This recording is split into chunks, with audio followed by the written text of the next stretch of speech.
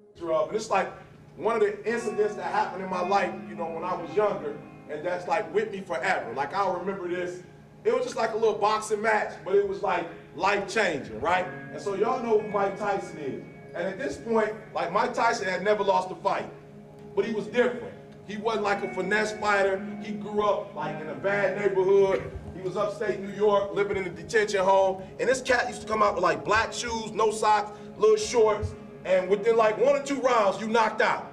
Like everybody, he just bop, bop, they just drop it to the ground. And so the little thing was, if you didn't catch Mike Tyson fight like in the first or second round, you missed the whole thing. So when you knew Mike was fighting, you had to hurry up and get to the TV.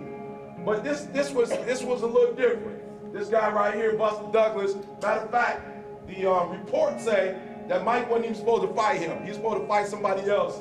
But this was like a fight in between until he could fight, I guess, Holyfield or whoever he was trying to fight. So Buster Douglas was a no-name.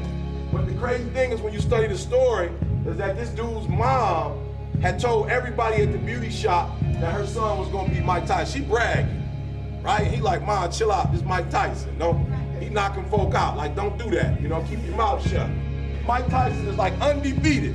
But what happened was just a couple days before the actual fight, his mom died, right? I need you to hear what I'm saying. Just a couple nights before the fight, Buster Douglas' mom died.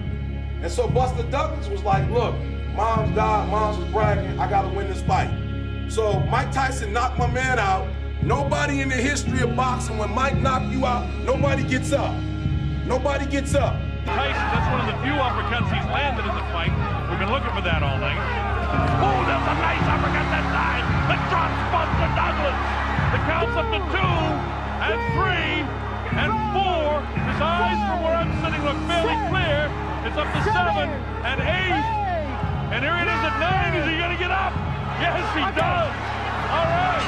And the bell ends the 8th round. What a round for Mike Tyson. This dude get to about 8, 9. He like kind of just like, you know, barely up. My man was like, are you straight? Can you go on? Because I'm telling you, Mike about to knock you out. He was like, I'm good. I'm good. I can do it. I got this one. Right? So he gets up. They fighting again. And then I don't know what happened, but somewhere around the 10th round, my man Buster Douglas does what no fighter has ever done in the history of Mike Tyson fight. He knocks Mike Tyson out. Nice uppercut by Buster Douglas. Look at this. He's knocked Mike Tyson down for the first time in his career. Mike Tyson hits the canvas. He's in big trouble. He may not be able to recover. It's up to 7 and 8. He's not gonna make it. Unbelievable. After Buster Douglas beat Mike Tyson, listen to me, this is the craziest thing. Everybody started beating Mike Tyson. Like, listen to me, you're not hearing me. Nobody could beat this guy until Buster Douglas proved he could get beat.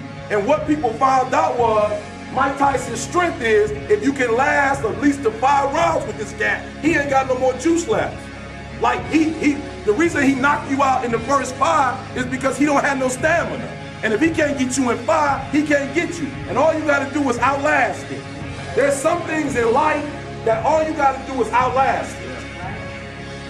And if you could just you ain't gotta swing, you ain't gotta be going through it, you just gotta learn the secret of how can I survive these next couple rounds? Because if I can get past this, then I can knock him out. And they asked Buster Douglas at the end, they say, how in the world did you beat Mike Tyson? He said, because I promised my mama before she died I was gonna beat her. So what I need you to do for me, I just got 3 quick things. The first thing I need you to do is to remember why you came here.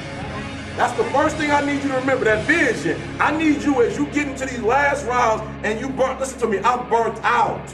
I didn't even go home today. I just was typing. Tim City was like, hey, E, you've been up all day and I'm just working on this project, right? I'm doing a lit review. I'm burnt out. I can't see nothing. I don't even know the words I'm looking at, right? Tim knocked out, right? And I'm listen to me, I'm doing it. I'm remembering E.T., you a high school dropout. If you can get your PhD, you will inspire people all over the world. Don't quit. The secret is in not giving up. Everybody who's done something great, they weren't that deep. What they had was resiliency. They had the ability to bounce back. That's what they had. So all the greats, they didn't quit. Number 2, no matter how impossible your situation may seem, stay on course.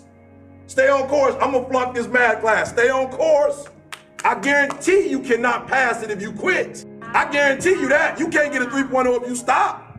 I guarantee you're going to fail, but you don't know what's going to happen if you keep going. Watch number 3. When problems seem more than you can bear, develop staying power. Do what you got to do, right? Get the right people in your 5. Get those motivational people in your 5, right? Stay in power. Get your poems. Stay in power. Watch your movies, right? We watched the other day. I was like, man, I'm going through it. So I put on Gladiator.